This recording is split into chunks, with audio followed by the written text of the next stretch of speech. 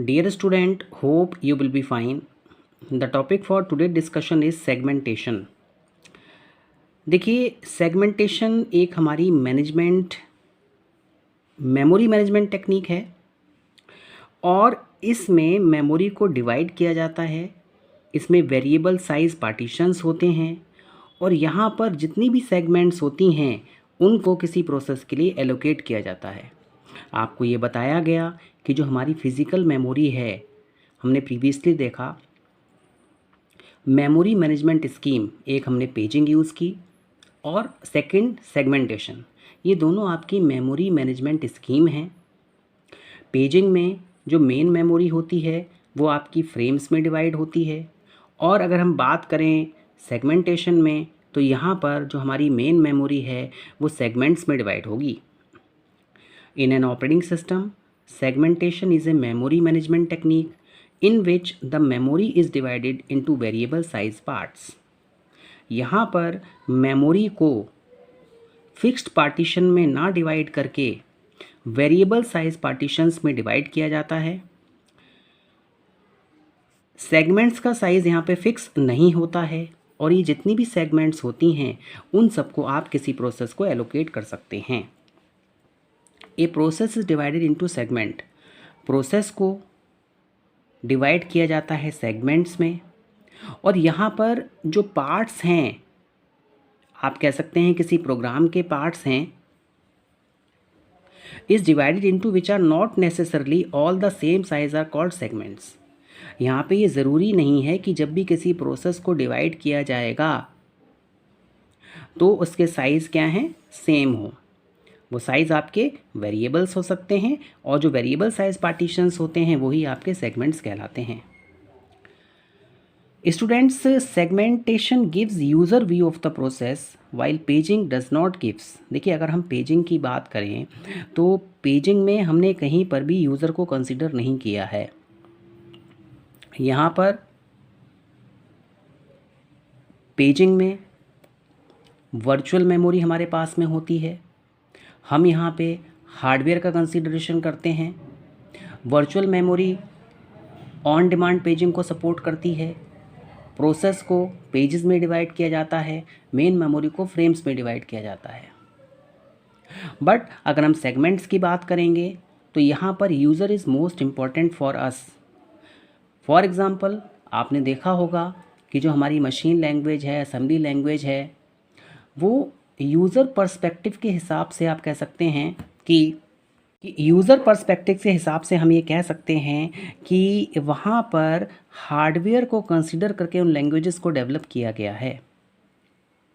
But अगर हम बात करें हाई लेवल लैंग्वेजेस की, फॉर एग्ज़ाम्पल सी है, C++ है, जावा है, यहाँ पे जो भी हम प्रोग्राम लिखते हैं वो यूज़र अंडरस्टैंडेबल होते हैं और हार्डवेयर को समझाने के लिए, मशीन को समझाने के लिए बीच में कंपाइलर, असेंबलर आता है। स्टूडेंट्स, यहाँ पर जो यूज़र का व्यू होता है उसको मैप किया जाता है आपका फिज़िकल मेमोरी से। सेगमेंटेशन दो तरीके का होता है, एक वर्चुअल मेमोरी सेगमेंटेशन होता है और दूसरा हमारा सिंपल सेगमेंटेशन होता है। देखिए, वर्चुअल मेमोरी सेगमेंटेशन बिल्कुल आपका पेजिंग की तरह होगा। वहाँ पर हम सेकेंडरी मेमोरी का यूज़ करेंगे। ऑन डिमांड सेगमेंटेशन कहलाएगा या फिर ऑन डिमांड पेजिंग कहलाएगी। अब देखिए, वर्चुअल मेमोरी सेगमेंटेशन क्या है। Each process is divided into A number of segment. Process को सेगमेंट्स में डिवाइड किया जाएगा और यहाँ पे जितनी भी सेगमेंट्स होंगे वो ज़रूरी नहीं है कि वो एक समय में सारे के सारे सेगमेंट्स आपके मेन मेमोरी में आ जाएं। सिंपल सेगमेंटेशन की अगर हम बात करें तो यहाँ पे जितनी भी प्रोसेसेस होती हैं, हमारे पास में जो भी प्रोसेस है उसको हम सेगमेंट्स में डिवाइड करेंगे और ये सारी की सारी सेगमेंट्स जो होंगी उनको हम मेन मेमोरी पे लोड करेंगे रन टाइम पर, कंपाइलेशन टाइम पर नहीं, जब उनका एग्जीक्यूशन हो रहा होगा। और यहाँ पे एक बात है कि जब एलोकेशन हो रहा होगा तो ज़रूरी नहीं कि सब कंटिन्यूसली ही हो, सीरियली हो। यहाँ पे रैंडम एलोकेशन भी हो सकता है। स्टूडेंट्स, वर्चुअल सेगमेंटेशन, यहाँ पर प्रोसेसेस को सेगमेंट्स में डिवाइड किया जाएगा और ये नेसेसरी नहीं है कि सारी की सारी सेगमेंट्स एक टाइम पे मेन मेमोरी में रिसाइड कर सकें।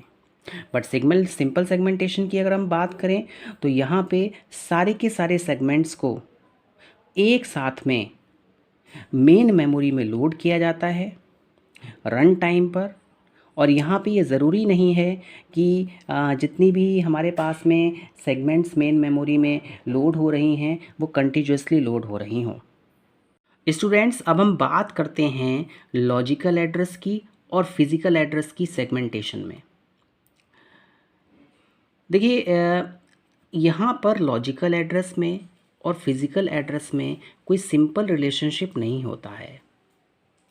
आपको ये बताया गया था कि जो लॉजिकल एड्रेस होता है वो सीपीयू जनरेट करता है, और फिज़िकल एड्रेस जब पर्टिकुलर इंस्ट्रक्शन के लॉजिकल एड्रेस को बेस एड्रेस में ऐड करके मेन मेमोरी में मैप किया जाता है, तब हमारे पास में फिज़िकल एड्रेस आता है।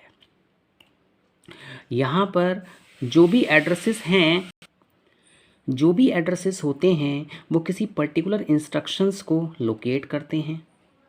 देखिए, सेगमेंटेशन में लॉजिकल एड्रेस और फिज़िकल एड्रेस की मैपिंग की जाती है।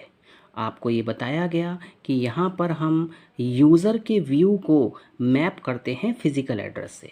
मींस यूज़र ने जो भी इंस्ट्रक्शंस दी हैं, सबसे पहले वो इंस्ट्रक्शंस कंपाइल होंगी। आपने देखा होगा कंपाइलेशन के बाद में किसी भी प्रोग्राम को अगर हम कंपाइल करें तो हमारे पास में ऑब्जेक्ट कोड या क्लास कोड आता है।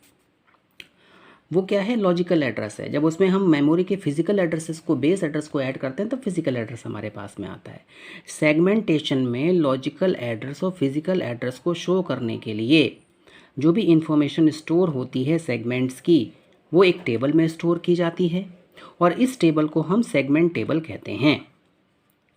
स्टूडेंट्स, देखिए, सेगमेंट टेबल है क्या?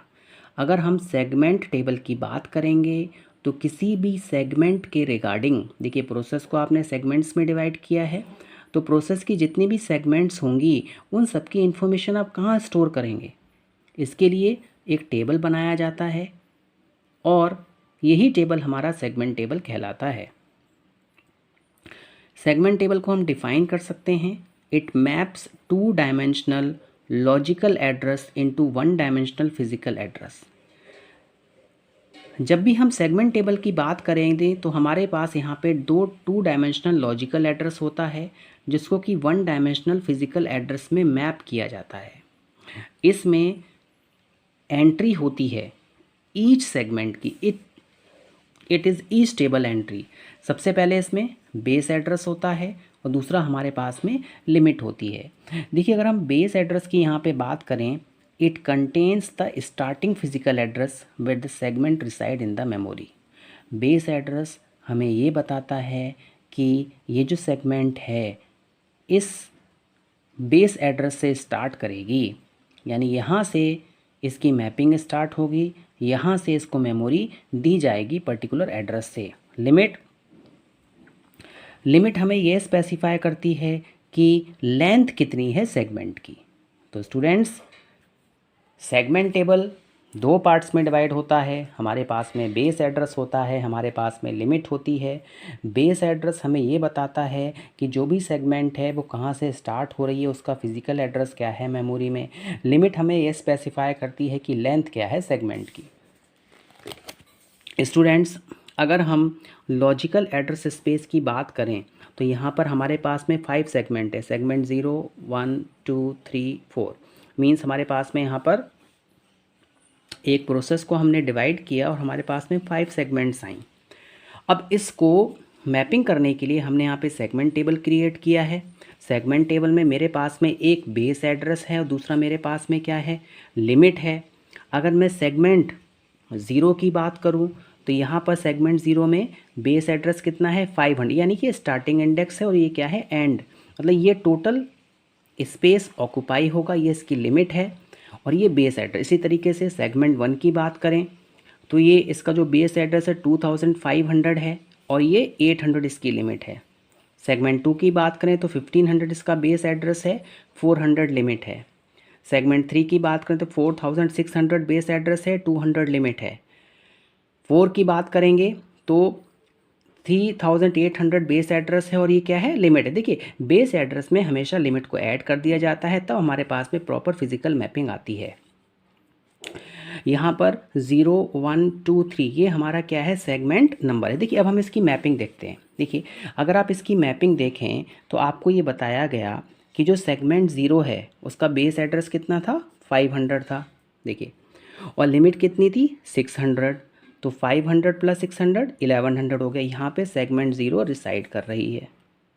इसी तरीके से सेगमेंट 1 है 2500, लिमिट कितनी है, 800। मीन्स 2500 लिमिट कितनी है, 800, दैट इज़ 3300। तो इस तरीके से आपको ये पूरी की पूरी मैपिंग करनी होती है। This is the physical address space and this is the logical address space. और यही हमारा, इसको हम रिप्रेजेंट करने के लिए सेगमेंटल, देखिए ये फिजिकल एड्रेसेस हैं। 600 जो है यहाँ से लेके यहाँ तक ऑक्यूपाई होगा, ये बेस एड्रेस में हमने इसको ऐड कर दिया, तो ये सेगमेंट इस मेमोरी में यहाँ पे रिसाइड करेगी।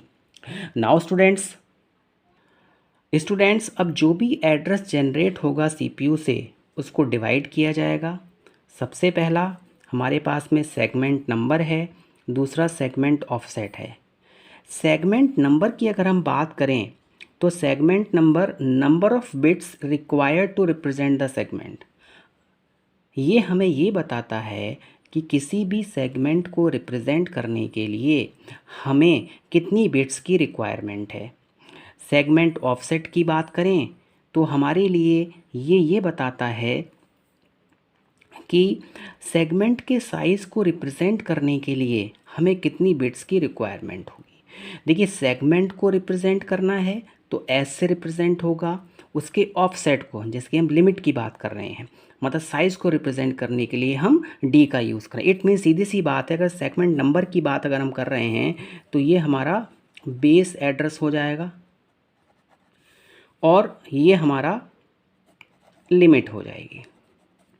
Now students, segmentation is a process by which a process is divided into number of segments and all the segments are of variable sizes। अब इसके कुछ एडवांटेजेस हैं। देखिए अगर हम एडवांटेजेस की बात करें तो पहला, सेगमेंटेशन में इंटरनल फ्रेगमेंटेशन नहीं होता है और सेगमेंट का जो साइज़ होता है वो एक्चुअल पेज साइज से थोड़ा सा ज़्यादा होता है। सीपीयू पे यहाँ पे लेस ओवरहेड आता है क्योंकि यहाँ पर स्वैप इन स्वैप आउट ज़्यादा नहीं होता है, थ्रैशिंग की प्रॉब्लम नहीं आती है। बट इसके कुछ डिसएडवांटेजेस भी हैं। डिसएडवांटेजेस क्या हैं कि यहाँ पर आपको एक्सटर्नल फ्रेगमेंटेशन देखने को मिल सकता है। दूसरा, जो भी देखिए अगर हम किसी प्रोसेस को सिंप्लीफाइड कर रहे हैं तो सीधा सा मतलब वहाँ पे कि हम वहाँ पे मोर एल्गोस का यूज़ करेंगे। तो अगर यहाँ पे ज़्यादा एल्गोरिथम यूज़ होंगे तो कॉस्टली मेमोरी मैनेजमेंट एल्गोरिथम, यहाँ पर आप ये कह सकते हैं कि कॉस्ट इंक्रीज़ कर जाएगी। तो स्टूडेंट, सेगमेंटेशन एक ऐसी प्रोसेस है जिसमें कि हमारे पास में प्रोसेस को सेगमेंट्स में डिवाइड किया जाता है। सेगमेंट्स जो होती हैं उनका साइज़ क्या होता है, वेरिएबल होता है। यहाँ पर सबसे बड़ा एडवांटेज हमें ये मिलता है कि सीपीयू पे लेस ओवरहेड आता है, इंटरनल फ्रेगमेंटेशन नहीं होता है, बट ये थोड़ा सा कॉस्टली है और एक्सटर्नल फ्रेगमेंटेशन हमें देखने को यहाँ पर मिलेगा। I hope you understood this lecture. Thank you very much.